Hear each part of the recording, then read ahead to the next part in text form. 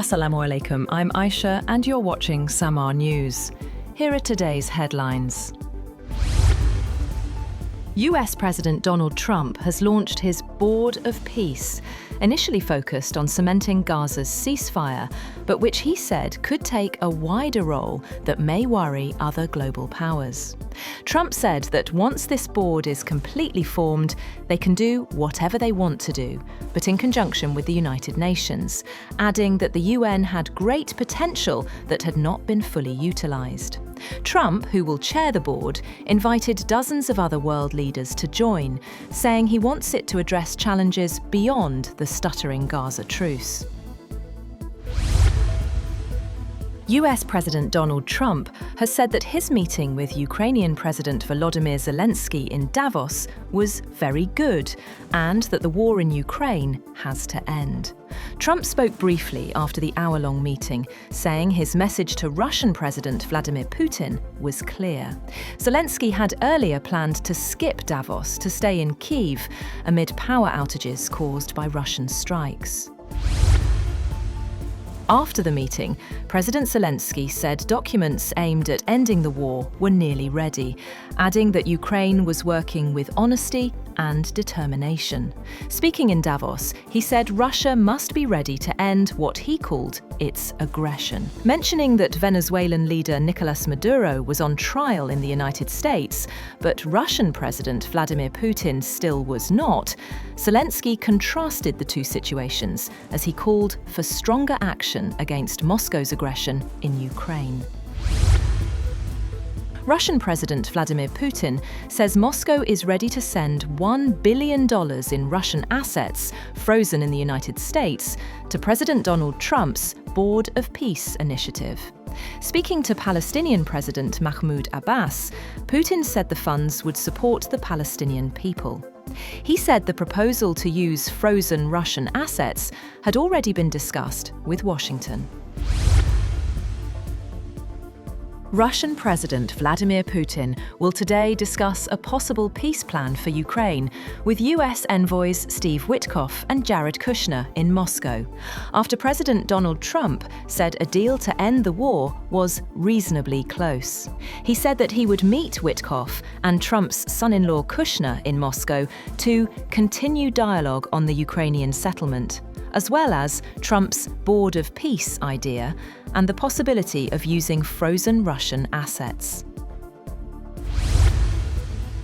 Meanwhile, US envoy Steve Witkoff has said that a lot of progress has been made in Ukraine peace talks and that negotiations were down to one last issue. He told an audience at the World Economic Forum in Davos that if both sides want to solve this, they are going to get it solved.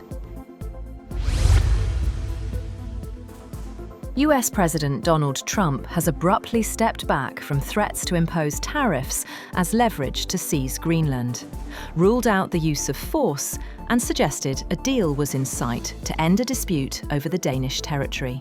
In Davos, after meeting with NATO Secretary-General Mark Rutte, Trump said Western Arctic allies could forge a new deal over the strategic island territory of 57,000 people that satisfies his desire for a Golden Dome missile defense system and access to critical minerals, while blocking Russia and China's ambitions in the Arctic.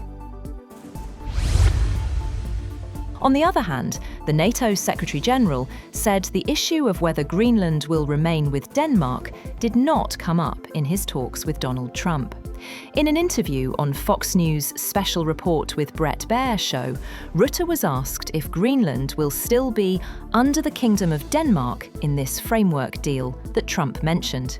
He said Trump is very much focused on what do we need to do to make sure that that huge Arctic region, where change is taking place at the moment, where the Chinese and the Russians are more and more active, how we can protect it. Spain, on the other hand, is urging the EU to move towards creating a joint army for the bloc as a deterrence measure. Spain's Foreign Minister José Manuel Álvarez said ahead of a day of meetings in Davos that the region should focus first on bringing together its tangible assets to properly integrate its defence industry, and then mobilising a coalition of the willing. Meanwhile, the US is due to officially exit the World Health Organization.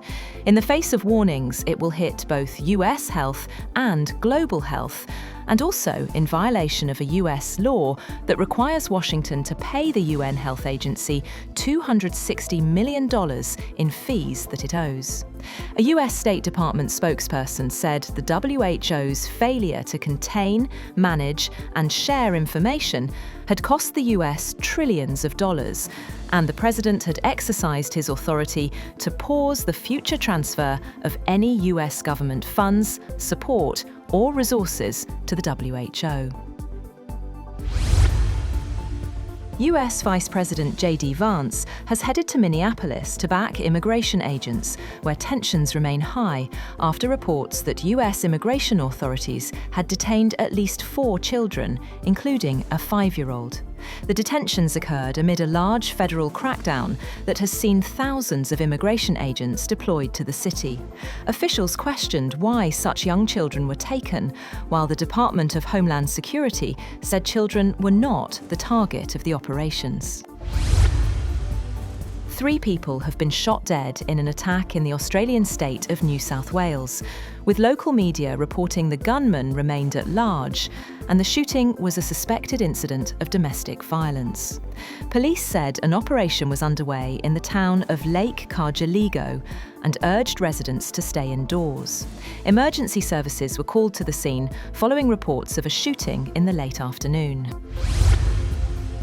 Iraq's Supreme Judicial Council says it will begin legal proceedings against Islamic State detainees transferred from Syria after security concerns followed the collapse of Kurdish-led forces in the northeast. The US military has already moved 150 detainees to Iraq, with thousands more potentially to follow. And Tokyo Electric Power has planned to shut the reactor following a malfunction at the world's biggest nuclear plant, just a day after it got back online for the first time in more than 13 years. The company also said it would carry out a thorough investigation after a malfunction at reactor number 6 of the Kashiwazaki Kariwa nuclear plant.